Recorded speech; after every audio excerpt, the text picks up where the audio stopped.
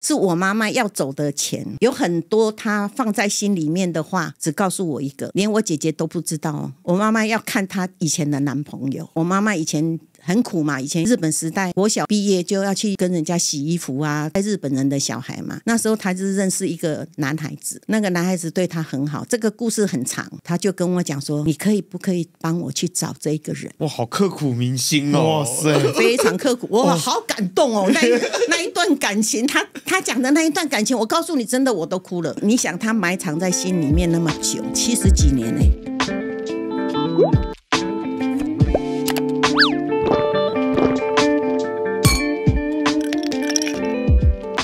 本节目由 ZOS 赞助播出 ，ZOS 软胖护不分长短1499。人生不如意十之八九，如果有事来喝杯酒。那欢迎来到人生小酒馆。那今天喝什么呢？今天我们来喝兔兔酒推出的宫殿琴酒。那我们就先来干杯 ，Cheers， Cheers。欢迎来到人生小酒馆。那这单元最主要在分享一些有感触的人事物的故事。我是你的人生好伙伴，我是小欧。Hello， 我是 King。我们总算邀请到大家观众们敲碗已久那个一次打8个的妈妈来了，来跟麻烦我们的 King 妈跟我们的观众打个招呼一下。嗨，大家好，叫我陈妈妈也可以，叫我张丽英也可以。Elaine， 我妈英文名字叫 Elaine， 好帅哦，Elaine 姐都 OK。那我还是叫 Elaine 姐好了。对，Elaine姐小时候经历，是跟我们现在年轻小朋友是不一样的，无法想象的。可以帮我们稍微介绍一下，说你小时候的那个精彩的故事吗？大概目前来讲的话，最早的记忆大概就是4岁、5岁的时候，我们家是一家中药房，我的爷爷就是中医师，传下来就是我爸爸。最辉煌啦，我们家很辉煌的时候，不晓得你们有没有听过收租、收租？这个也是我是从长辈的地方听来的，就是我们家收租可以收1个礼拜，一个人出去收1个礼拜以后才回来的。为什么要收得很久？因为他一面收一面玩，玩到最后回来这样子。回来也剩没多少啊，花光了。对，花光了这样子。收租可以收到1个礼拜哦，所以这个就很古了嘛，对不对？古时候才有那个收租嘛。以前的收租是你要走路我们是客家人嘛，我们在苗栗的乡下，那你呢从我们家开始出去开始收租，要收到苗栗市，然后再从苗栗市再走回来，要走路要走1个礼拜那个不是开车那没有车没有汽车，要不然就是坐轿子收租这样子回来的。我以前是有听过我外婆说啦，早期的时候就是站在我外公家的顶楼看出去都是他们家的。哇，小时候环境这么好。我小时候是穿皮鞋上课的，我们家很多长工。我的记忆里面是在375减租之前，耕着有其田嘛。可是在375减租跟耕着有其田之前，我们家是很有钱很有錢。我记得我很小的时候收割稻子的时候，工人要吃点心嘛，所以呢我们就要在家里煮点心，煮好了用担到那个田的地方，让大家吃个点心，然后再担回来。那我们这些小孩子就是跟着去的，跟着去做什么？在那边吃点心的。还有就是我们以前没有水，是去河边，大安溪河边，我们客家话讲吼巴去那边挑水回来的，一担一担的挑，然后那个水槽很大，要挑到那个满了以后要用什么？因为很脏嘛，我们家是中药房，所以我们有那个明矾。如果是老一辈的都有那个记忆，要用明矾去溶解它，溶解了以后让它沉淀很多脏东西，然后才能够用上面的水，所以一天要挑一次。你看要多少的人去挑这个水？刚刚有提到说皮鞋上课，什么意思？是穿皮鞋上课？我们以前小时候乡下人都很穷，都是打赤脚的。我们那个乡镇里面只有我们家是穿皮鞋的。望族啦，望族啦。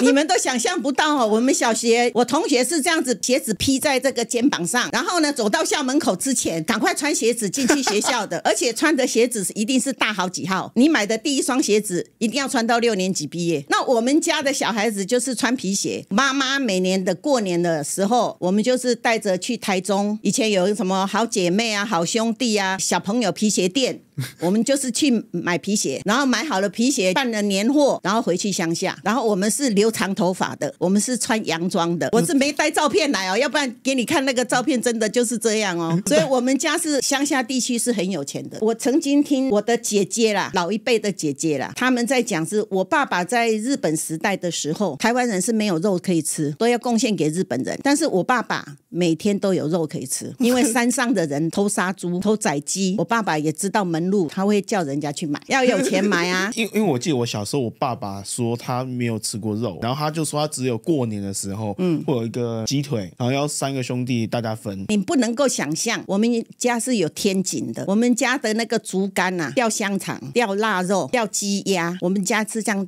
好几层的。我们杀鸡杀鸭就是这样子杀不完的。为什么要这样子？很多人说啊，你们家吃得完吗？是我爸爸过年过节，我们有那个长工要回去，发了个红包，对不对？要回家过年，所以要有个鸡，要有个鸭，要有个猪肉给他们带回去过年。我们很早就开始一直在忙这些事情。那我们小孩子呢，就是偷香肠，到屋顶去烤香肠吃。我外公娶了3个吧，我妈是第3房最小的。我是我们兄弟姐妹里面最小的。所以会从小特别的宠爱吗？不会。为什么不会？小时候不会有这种什么妖女的特别宠爱？因为大家都很忙。你不要看我们是有钱人哦，我妈妈还要养猪哦，因为以前的人就是养猪、养鸡、养鸭，所以呢，我们这些小孩子都要工作，哎，不是像你想象的说不用工作啊，每天在那边刺绣哦，什么？我想说不是都穿皮鞋去上学？对，但是呢，要工作。像我们没有上课的时候，我们就要负责赶鸭子，赶一堆鸭子去游泳。去给小鸭游泳，就是一个长工带我们一个小孩，长工拿那个竹竿很长，他就走在最前面，我们走在最后面，然后鸭子走就下了那个水沟，我们以前的水沟都是很多水的，然后呢，长工就要在前面，因为鸭子会一直游往前嘛，长工就要那边打水，然后鸭子就往回我们这边跑，然后我们这边就要打水，这样子玩的。是为什么要让鸭子这样游来游去呢？运动啊，哦，而且鸭子肉才会结实啊。鸭子放山鸡的概念，鸭子是亲水性的，每天都要做这个事情。人家割稻子了以后，去田里面抓青蛙，带一个斗笠啊，就看到青蛙就用斗笠去 hop， 然后就赶快叫大人来抓回家夹菜啊。不让我想到小时候好像只有抓泥鳅的经验，那个都是我们玩过的了。去玩这一些东西都是男生，只有我一个女生，因为我的姐姐跟我的哥哥年纪都很大，我哥哥的小孩都比我还大，我一出生就是婆字辈了，姑婆、姨婆。最好笑的就是我姐姐的孩子比我还大，念小学的时候她念6年级，我念3年级。那时候小朋友的时候都有那个健康宝宝比赛，那个站1排的健康宝宝都是我们张家的。是的，真的，我不骗你，那个1排都是张家的。我那个姐姐的孩子，因为我们有时候会在一起玩嘛，他很故意哦，他就是很多人的时候，他就阿姨一直叫你，你明明就比他年纪还小，可是他就故意叫你这样子，然后你就不晓得要跑到哪里去躲起来。那健康宝宝比赛到底是在比什么啊？保健师他就会检查牙齿啊，你的牙齿整不整齐啊，你有没有刷牙啊，然后你的体重啊，你的身高啊，这样子啊。真的是对啊，那小时候环境真的是我们真的是很好的家庭。什么时候开始变不好？大概就是因为我爸爸是心肌梗塞嘛，小学3年级我爸爸就心肌梗塞过世了，从那个时候就家道就中落了，后面没有人接他的工作。我有哥哥原本就是在跟着我爸爸学习，可能就是因为乡下嘛，他就觉得没有发展嘛，所以呢他就搬到台北去了嘛。乡下的中药房就没有人了嘛，就没有人看了嘛。姐姐都是嫁都市嘛，所以人家都会看哦，去台北那么好，去哪里那么好，所以呢大家都走了，所以乡下地区就剩下什么？就剩下我们这些还没有毕业的，还有一个小哥哥，然后加上当初的375减租跟跟着有7田嘛。我们可以先帮我们观众先更新一下什么是375减租，什么是跟着有7田。因为我先讲，请大家上网去查375减租，就是那时候国民政府从大陆来台湾的时候，他就是认为说贫富不均。375减租过后呢，就实施了耕者有其田，像我们很有钱的人我们没有办法去耕田，田都是租给佃农。可是呢，他们再怎么耕，所有的钱那个稻子到最后都是我们的，所以我们家很有钱，他们永远就是没有钱。最早就是说啊，收割了以后7分就是给地主，然后呢3分他们拿走，到最后呢耕着有其田，就是这些田耕了几年了以后就变成他们的了。哦，所以我们就没有了嘛，因为我哥哥他们大家都不会耕田啊。你一样再站到顶楼，突然那片都不是你的了。就你看的东西已经变成不是你的东西。对，然后呢，我爸爸就是从那个时候开始就忧郁了，心情也不好啦。原本是在地方的望族，可是一夕之间全部都没有的时候，你说那个心情怎么样？我爸爸就从那个时候开始生病，然后家里就开始慢慢的。就是家道就慢慢中落，然后再加上哥哥们都走了嘛，乡下的房子就是租给人家，到最后呢，哥哥那么多都回来说要把这一片房子都卖掉啦。大家要分家产啊，所以就全部都卖了啊，就一人分一份，然后就各自。你有算过那时候你有多少兄弟姐妹吗？我第7个女儿，你想看我有多少兄弟姐妹？我有5个哥哥，就12个。但是呢，以前的客家人还有怎么样分进来的童养媳之类的，对，童养媳，还有那个男的。就是我大妈妈那时候没有生小孩，所以我爸爸呢就去要了一个儿子来养嘛，然后再分一个女儿嘛，然后后来就我大妈妈就生儿子了嘛，这样子一直传嘛，然后我大妈妈过世了以后才娶我二妈妈，我爸爸不是一次娶3个啊，你放心哦。我想说，哇，体力这么好，哎，我爸爸用波足凶的。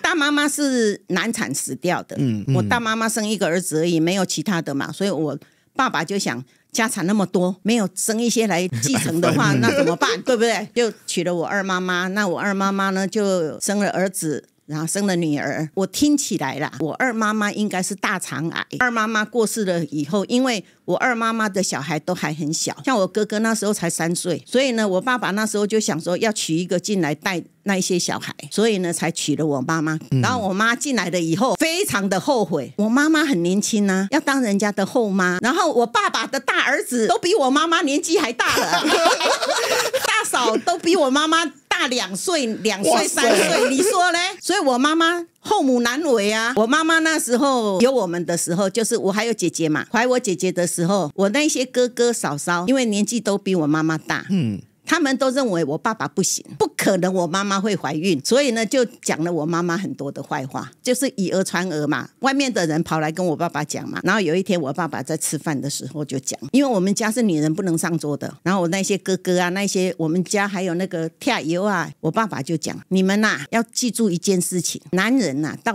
80岁90岁他都还可以生孩子，只要他身体可以，所以爸爸今年才60几啊，我当然可以生小孩啊，懂吗？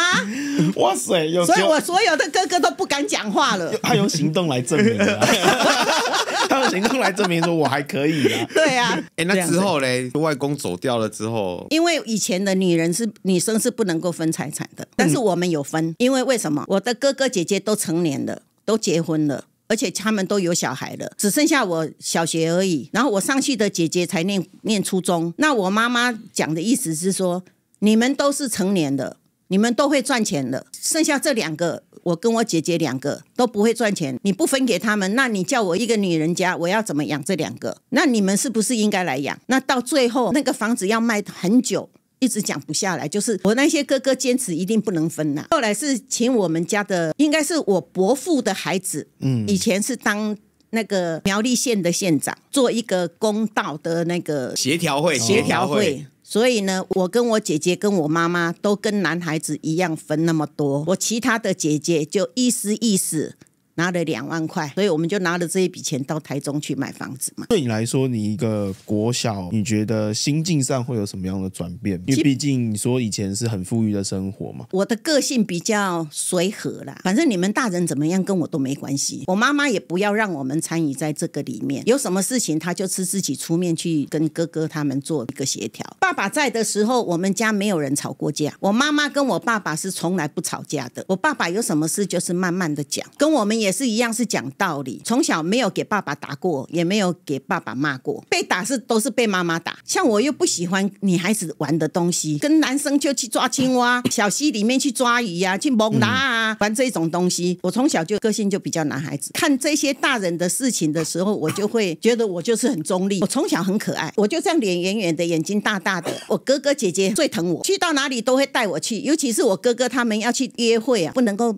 名正言顺的出门嘛，就带我，然后把我放在那个脚踏车的上面，然后骑着脚踏车带我去约会、看电影啊，做什么挡箭牌啦。哇塞，好聪明哦！以前就有这种招式。对啊，对啊，就是这样子啊。所以我哥哥姐姐都很疼我啊。像我姐姐她们嫁出去的回娘家，我一定有礼物。我上去那个姐姐没有哦，我妈妈就会不高兴，她觉得我胳背往外弯。这个就是一个大家庭里面的一个很大的一个问题嘛。其实我跟很多朋友在聊起我们家的时候，人家就跟我讲说，你好可惜哦，你不会写文章，你要是会编剧，你们家是一个非常好的一个剧本。苗栗大宅门，对，没有大宅门啦，他从兴盛到衰败一系列的这个，实在是台湾的写照。在我爸爸过来了以后，我们家里的人对说外省人嘛，观念就是觉得不好。我的阿嬷她就讲过，她说我是清朝的时候被统治过，然后日本人来，我又被日本人统治过，再来就是国民党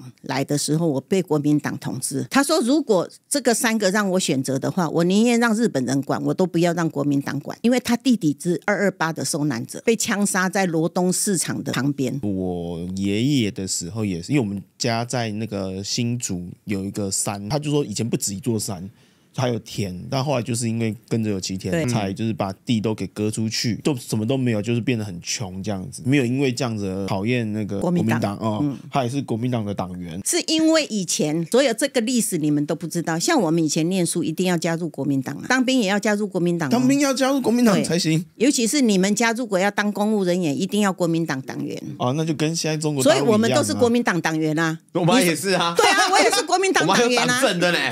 对啊，我姐姐还是国民党的小组长哎、欸。哇塞！对啊，我姐姐全部都，我姐姐教书的，我哥哥也是教书的，我2个姐姐都是教书的，我上去的那个姐姐也是教书的。你如果没有国民党，你是不能够去教书的、啊。那我哥哥是不加入国民党的，中原高商毕业了以后，他就回乡下去教书，但是他就不能够教书，那怎么办？就是只能做文书工作。郑明的爷爷就说罗东有一家高中缺了一个护理老师，然后呢他就叫我去考，我们就去考了，考了以后就叫我下午的时候要去面试，面试回来了以后，他阿公是老师嘛，学校的老师就打电话来说我没有上，为什么？因为我的三民主义比对方不好。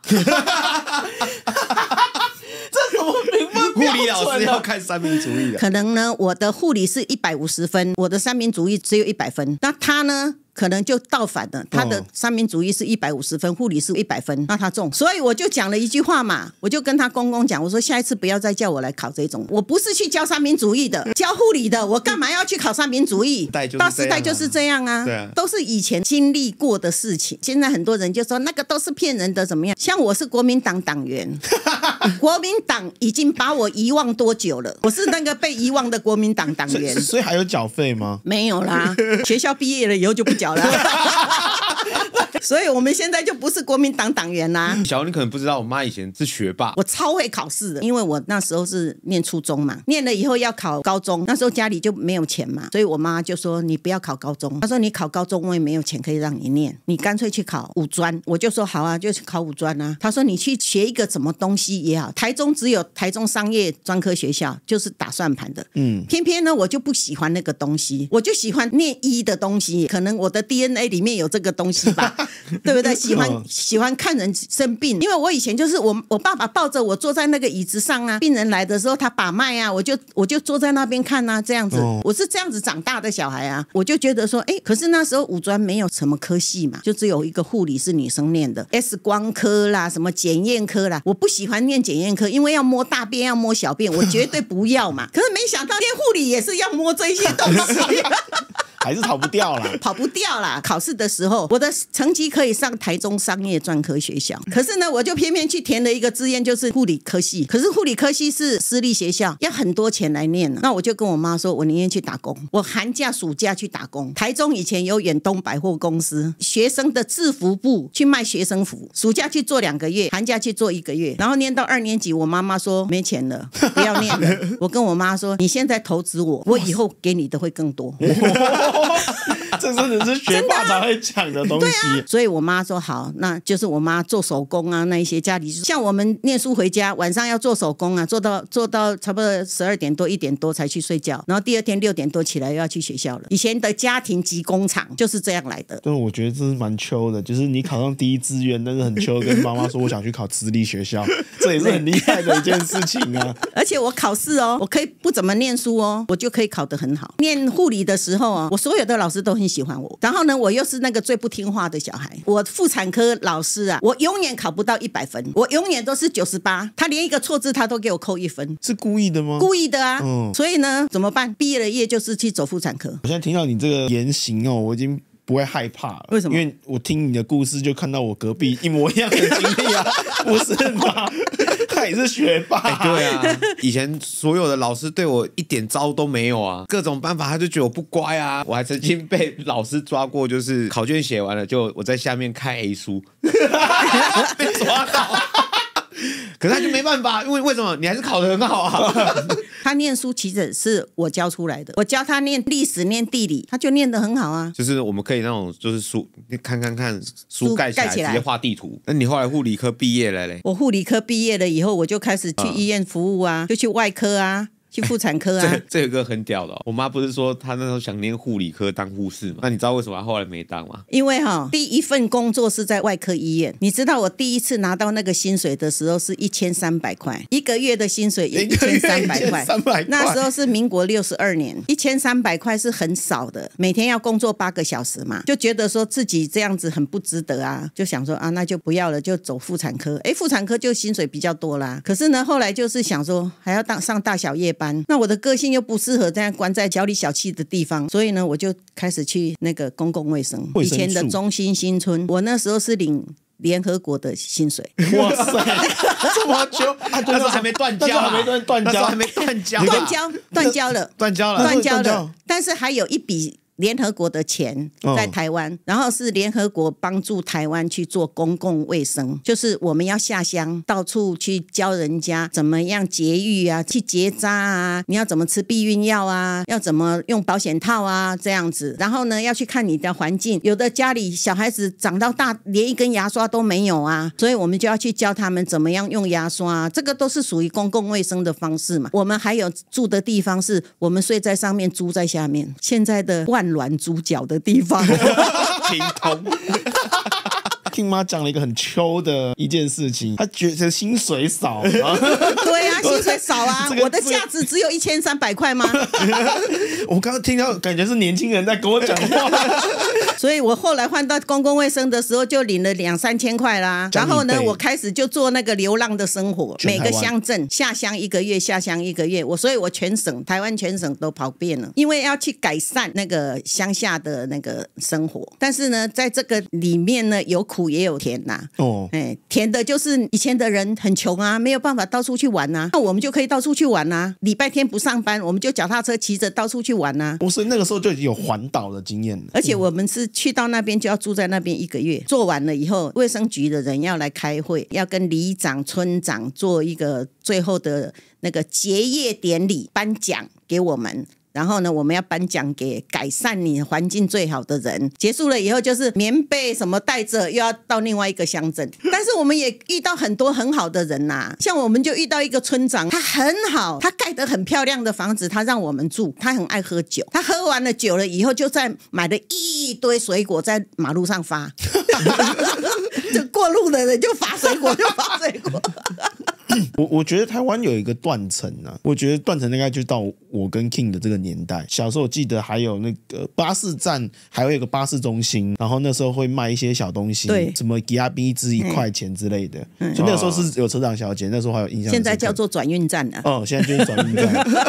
对吧？以前搭火车就是为了要吃便当，到了福隆车站一定要下来买便当吃啊。所以那个时候就是环岛了，工作了一圈之后，一圈的哦，那有什么样的感触吗？就是觉得说真的，台湾的有时候教育的问题真的需要很用力的。像屏东那个生了10几个，你叫他结扎，你叫他去做什么？我们去到万金村了，可是我们去到那边就受了很大的阻扰，不准我们在那边讲节育的问题。他就是说要顺从自然，我们去跟他讲说你要吃避孕药啊，你要去结扎啊，要不然你生了10几个你怎么养？你赶快出去！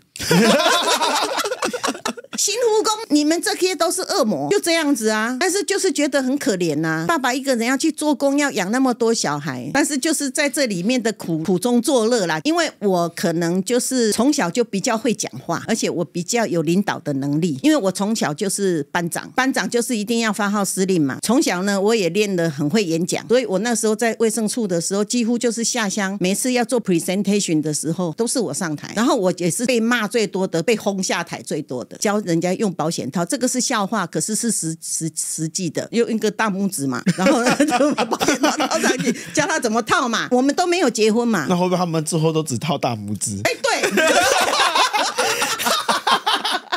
你听起来是笑话，对不对？可是实际上就是有这样子，因为我们都未婚，所以我们去到那边，我们当场在教的时候，就当场被阿嬷站起来骂：你们都没有结婚，你们一直来叫我们不能生小孩，还来教我们这个东西，你丢不丢脸？被骂到真的自己都无地自容那种感觉，你知道吗？到后来我就是2年嘛，我就没做了嘛，就是还是回归我的本行吧，到医院去吧，也差不多玩完了啦，台湾也玩的差不多了啦。后来的时候就是2000多块的。那回来医院的话，我就是比较幸运的原因就是说，我的主管，我一直到现在，我的主管对我都很好，包括医院的院长啊，医院的医生啊，他们有很多东西可以教我，我也学得很好。我甚至最近有一个医生跟我讲说，你处理伤口的方法比我一个外科医生还要好，因为我们以前的医生都是日本教育出来的，所以他们就会讲解给我们听，这个怎么弄怎么弄。现在的医生就没有这些啦。那我们以前学到的，像我们的年纪的都会这一些东西啦，只是愿不愿意做而已。我小时候的点滴都我妈打的。